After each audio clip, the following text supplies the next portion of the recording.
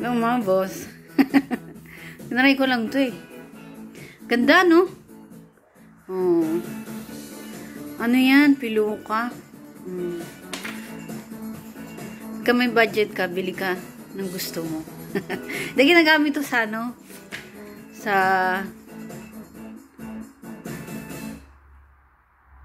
teatro. Ganun. Sa trabaho. O kahit di ka magtrabaho, trip mo lang.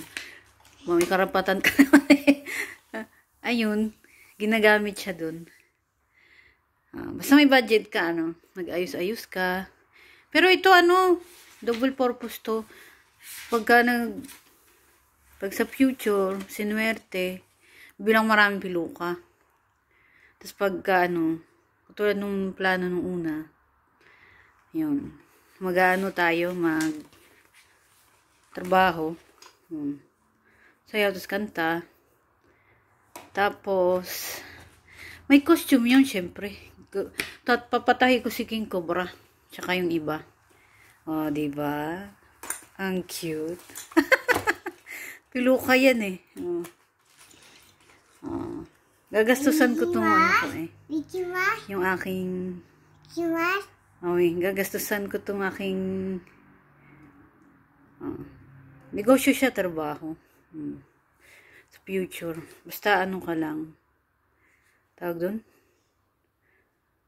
Piso? Ayun. Tiyaga, ganun. Piso? Malay mo. Sabi nga ni Diwata. Piso! Awi! Aton.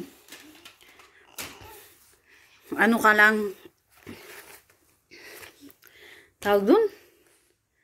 Mangarap ka lang, laban lang, malay mo. Ang saya ko. Alam niyo mga boss, nakawala ng problema yung piluka. Kahapon na. Hindi ako nakatulog. Kakatingin ng piluka. Ang ganda, iba-iba kulay. Kaya pala sa Japan, ano, nakikita ko lang sa Japan.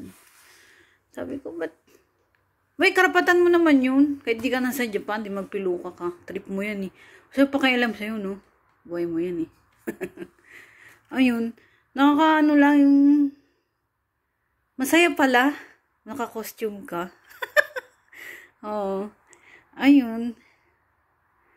Feeling mo, ang ganda-ganda. Feeling ko ang ganda-ganda ko. Iba yung mukha. Ciao mga boss. May ginagawa akong kanta pala. Di pa tapos. Please watch and support my YouTube channel. Cute-cute ko dito. Ciao.